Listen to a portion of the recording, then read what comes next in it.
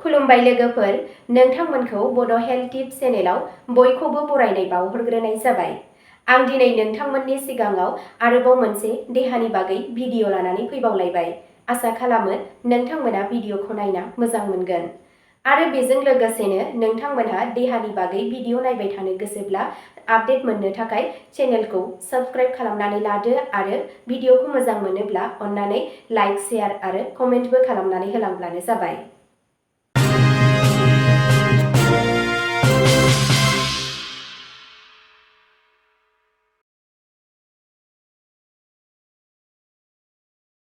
दिनैनि गिबि खौराङावनो दङ बिटिसिखौ सिगांनिख्रुइ डाबल फोजौखांनाय जागोन। हाग्रामा महिलारि बिटिसिनि 40 बियाबावनो मोनफ्रोमबो हारिफोरा बिपिएफ दोलोखौ अननानै बोजबना लादों आरो बिपिएफ दोलोआ सरकार दानानै हारि माहारिनि हारियारि जेंनाफोरखौ बोस्रांनाय जागोन।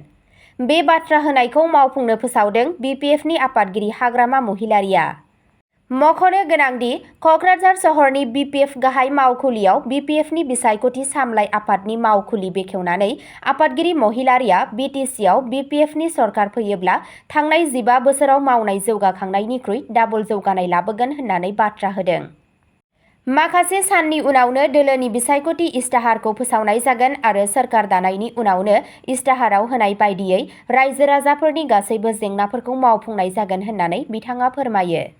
बिटिसिनि बावखुंग्रि बियाब आरो चिरांदुवार बियाबाव बावैसो सिगां सोमजिनाय बिसायख'थिखौ लानानै हिंसा-हिंसि जाथायखौ बिपिएफ आफादगिरि हाग्रामा महिलारिया सोंखारियो। बेनि थाखाय खुंथायखौ बिबान लानानै हाबा मावनो खावलायदों, जाहाथे बे रोखोम जाथायफोरा उननि समाव फिन सोमजिबावनो हाया।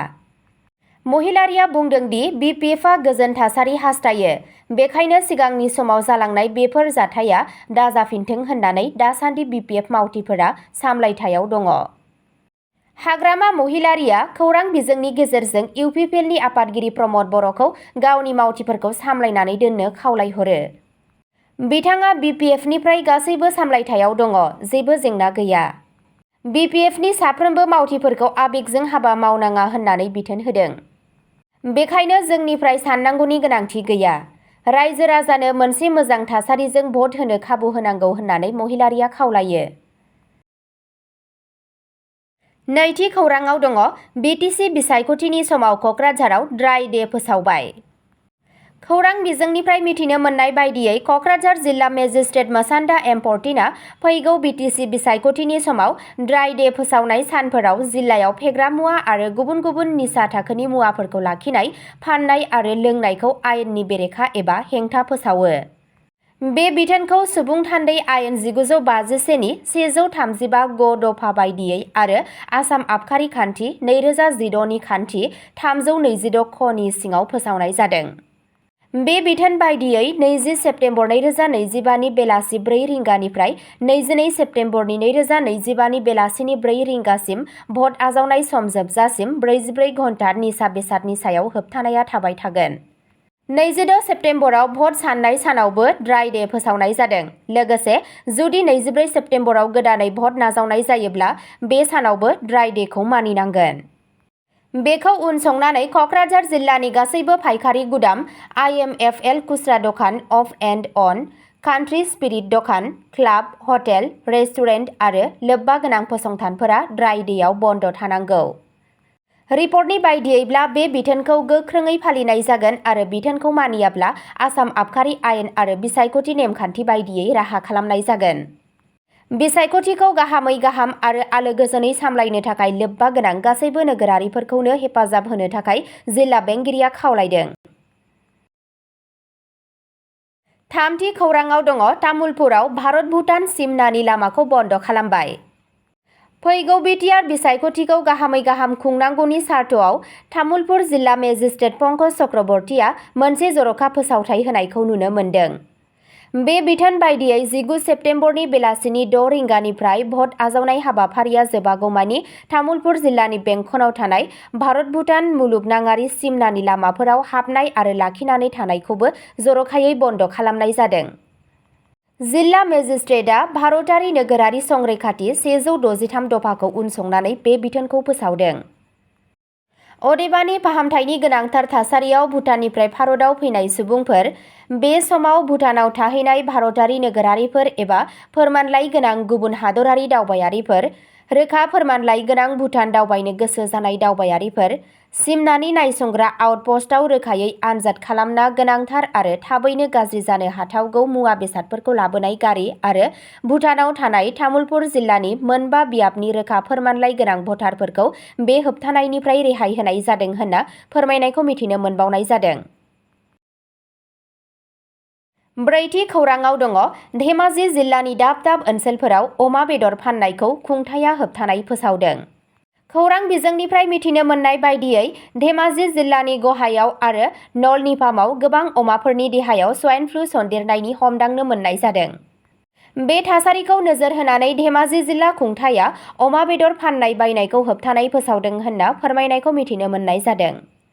रिपर्टनि बायदियैब्ला स्वाइन फ्लु सन्देरनाय ओनसोलनि 10 किल'मिटार आवथायनि गेजेराव अमा फाननाय बायनायजों लोगोसे अमा बेदर फाननाय बायनायखौबो होबथानाय फोसावदों जिल्ला खुंथाया। स्वाइन फ्लु सन्देरनाय ओनसोलनिफ्राय गुबुन गोदान ओनसोलफोराव जाहाथे बे स्वाइन फ्लु बेरामा सन्देरहैनो हाया बेनि थाखाय बे थांखिखौ नाजावनो गोनां जादों जिल्ला खुंथाया। धेमाजि जिल्लानि उफ्रा जिल्ला कमिशनार कुलदीप हाजरिकाया बे बिथोन जारिखौ फोसावदों। बाथि खौराङाव दङ बिश्वजित दैमारी फैयोब्ला बिटिसिआ आरोबाव मैला जागोन। प्रमद बर'। इउपिपिएल दोलोआ गमामायैनो मोनसेल' मेजरिटि लानानै सोरखारखौ दाफिनगोन। जोंहा रावबो बादायारि गैया। बे बाथ्राखौ इउपिपिएलनि आफादगिरि आरो बिटिसिनि गाहाय मावफुं सोद्रोमा प्रमद बर'आ बुंदों। बर'आ बृहस्पतिबाराव कक्राझार जिल्लानि 12 नं सालाकाथि परिषद बियाबनि थारंगुरि फोथाराव इउपिपिएल दोलोनि मोनसे मेलाव बिबुंथि होनायनि उनाव खौरांगिरिफोरनि सिगाङाव बे बाथ्राखौ बुङो। प्रमद बर' बिथाङा बुङो दि इउपिपिएलनि बिटिआरनि मोन 40 काउन्सिल बियाबफोरनि मोनफ्रोमबो बियाबफोराव 7,000 निफ्राय 8,000 नखरफोर दं। 7,000 नखरफोरनि खमैबो 21,000 भटफोरा इउपिपिएलनि गावनि भट। इउपिपिएलआ गावनि पलिसि बाहायनानै बिसायख'थि गेलेगासिनो दं। इउपिपिएल दोलोआ मोन 26 हारिनि 35 लाख सुबुंफोरनि फोथायनाय आरो फोथायनायजों आवगायबोदों। गोजोन आरो गोरोबलायनायनि बिटिआरखौ दानाय जाबाय। इउपिपिएल हान्जाया बे आखुखौ लाखिनो थाखाय हाजासे नाजागोन। भटारफोरा इउपिपिएलनो मानो भट होगोन होनना सोंनायाव प्रमद बर'आ बुङो दि इउपिपिएलनो भट होयैनि जेबो जाहोन गैया मानोना थांनाय 5 बोसोराव साबसिन आबहावा दंमोन। रावबो सुबुं एबा नखरा दावराव दावसि जानो लुबैया एबा हिंसानि आबहावायाव थानो लुबैया। बर'आ बुङो दि हाग्रामा महिलारिया 10 बोसोर कंग्रेसजों आरो 5 बोसोरनिफ्रायनो बिजेपिजों दं। सोरखारा सोर सासन खालामा मानो हाग्रामा महिलारिनि खुंथाया बुथारनाय, हिंसा, जौ, भां आरो जुवानि आबहावामोन। बै साना दा गैलिया। सोरगिदिं गोजोन दं आरो जौगानायबो गोख्रैयै जागासिनो दं। थांनाय 5 बोसोराव 1,800 किल'मिटार लामा लुफुंबाय। 1,800 फरायसालिफोरखौ फोसाबबाय। 3,23,000 हानि दावराव दावसिखौ फोजोबबाय। बेनिखायनो इउपिपिएल नखरनि गासैबो गुबुन भटारफोराबो इउपिपिएल बिजाथिनो भट होगोन आरो इउपिपिएलआ थारैनो मोनसेल' मेजरिटि लानानै सोरखार दागोन होनना बिथाङा बुङो। बेबादिनो रोजा रोजा कौटि रां खरसा खालामसेयावबो बिटिसि जेंनाया सुस्रांजायाखै होननानै गिबि मन्थ्रिनि बिबुंथिनि सायाव खौरांगिरिफोरनि सोंनायनि फिननायाव प्रमद बर'आ बुङो दि गोबां सुबुंफोरा गाव गावनि राजखान्थि लामाखौ मोजां खालामनो थाखाय गोबां बुंनो हायो नाथाय बिटिसिनि सुबुंफोरा मिथिगौ थारैनो बिटिसिआव मा जागासिनो दं। बिटिसिनि बायजोनि सुबुंफोरा बेखौ हमदांनो हानाय नङा होनना बुंनानै बर' बिथाङा बुङो दि बिपिएफनि 17 बोसोर हाबा मावनाय समाव गाहाय मन्थ्रि आवास बिथांखिनि सिङाव 59,000 न' लुनाय जादों आरो इउपिपिएलनि 5 बोसोर खुंथायनि समाव प्रधान मन्त्रि आवास बिथांखिनि सिङाव 3 लाख न' लुनाय जादों। मोन 40 बियाबफोराव मोन 520 अडिट'रियाम लुनाय जादों। प्रमद बर'आ बुङो दि राजखान्थियारि गोसो आरो दैदेनगिरिनि नोजोरथि थायोब्ला गोबां खामानि मावनो हायो। मख'नो गोनांदि मैया थारंगुरियाव जानाय 12थि सालाकाथि बियाबनि बिजाथि लरेन्स इस्लारिनि जानानै बिथाङा बुथ कमिटि, गुदि कमिटि आरो ब्लक कमिटिनि दैदेनगिरिफोरखौ माखासे बोसोन होदों। सालाकाथि बियाबनि बिजाथि लरेन्स इस्लारिखौ मावफुं सोद्रोमानि मासि होनाय जागोन होननानै बर'आ मावदांसाफोरनि मेलाव फोरमायो। मैयानि मावदांसाफोरनि मेलाव सालाकाथि बियाबनि बिजाथि लरेन्स इस्लारिया बुङो दि सालाकाथियाव मोन 70 बुथ कमिटि दं आरो दिनै बिटिसिनि गाहाय मावफुं सोद्रोमा प्रमद बर'आ बुथ कमिटिफोरजों रिभिउ मिटिं खालामो। सालाकाथि बियाबाव खमैबो 25,000 इउपिपिएल सोद्रोमाफोर दं आरो बेफोर सोद्रोमाफोरनि अनजिमाया लासै लासै बांलांगासिनो दं होनना बिथाङा बुंबावो दि सालाकाथि बियाबाव बिथांनि देरहानाया रोखा होनना बिथाङा बुङो। इउपिपिएलनि बिजाथि लरेन्स इस्लारिया दाबि खालामदों दि सालाकाथि बियाबनि बिजेपि दोलोनि बिजाथिया मोननै खनाजों बादायलायनाय जागोन।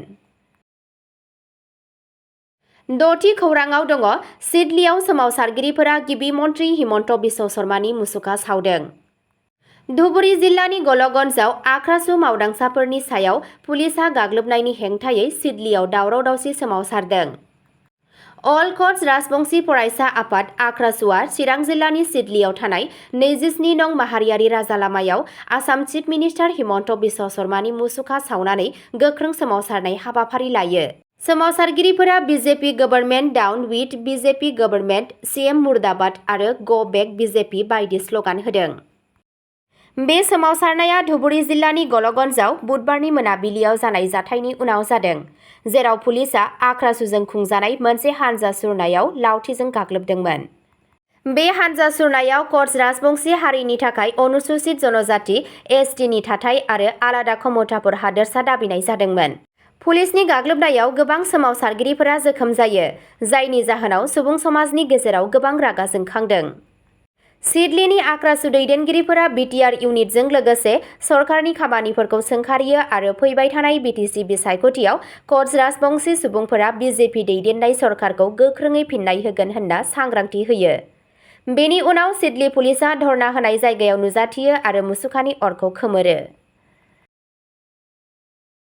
स्निथि खौराङाव दङ प्रमद बर'आ क'क्राझार बाजाराव फोसावदिंबाय, गोजोनै बिसायख'थिनि थाखाय खावलायो।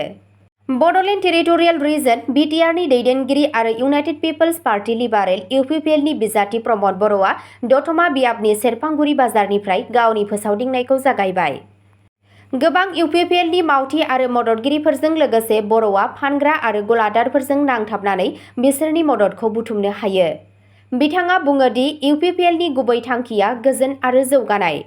थांनाय 5 बोसोरनि देरहानाया हानजाखौ देरहानायाव हेफाजाब होगोन होनना बिथाङा फोथायो।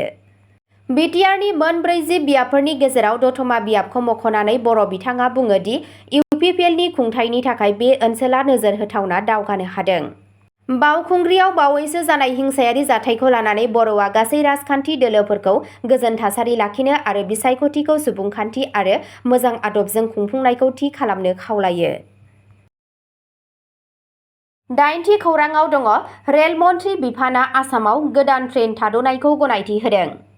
बृहस्पतिबारखालि एक्सआव आसाम चिफ मिनिस्टार हिमन्त बिश्व शर्माया गावनि ससियेल मिडिया पस्टनि गेजेरजों लवार आसाम आरो बड'लेण्डआव गोदान रेलगारि थाथ'नायनि फोसावथाय फोसावदों। फोसावथाय बायदियै दा माखासे ट्रेनफोरा बेफोर फोसावनाय स्टेशनफोराव थाथ'गोन। गुवाहाटी मार्केयं लाचित एक्सप्रेस 1567-374 आ गरेसराव।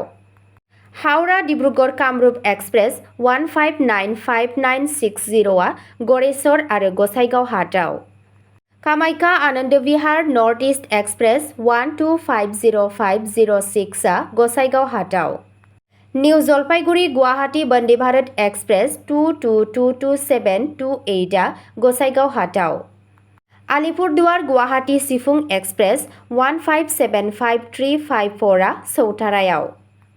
मख'नो गोनांदि थांनाय 9 सेप्तेम्बर खालि गिबि मन्थ्रि शर्माया रेल बिफानखौ थांखिनानै गरेसर आरो फकिराग्रामाव गोनां रेल गारिफोरखौ थाथ'नो खावलायदों, जायनि थाखाय जायगानि सुबुं समाजआ गोबाव समनिफ्रायनो दाबि खालामगासिनो दं। गसाइगाव आरो खाथि खालानि ओनसोलनि थागिबिफोराबो गावसोरनि स्टेशनाव रेल थाथ'नायनि थाखाय गोबां खावलायहरदों। सुबुं समाजनि दैदेनगिरि आरो दावबायारिफोरा बे बाथ्रायाव गोजोर होदोंमोन दि साबसिन फोनांजाबनाया दावबायनायखौ खाबु होगोन आरो ओनसोलारि रांखान्थियारि जौगानायखौ बांहोगोन। सीएम शर्मा बिथाङा एक्सआव पस्ट खालामदों दि बे थाथ'नाया लवार आसाम आरो बड'लेण्ड ओनसोलाव लाख लाख सुबुंफोरनि थाखाय दावबायनायखौ गोरलै खालामगोन, कानेक्टिभिटि आरो ओनसोलारि जौगानायखौ बांहोगोन। अब्ला दिनैनि भिडिअ'आ बेखिनियावनो जोबबाय। एसेनोसै, गोजोन्थों।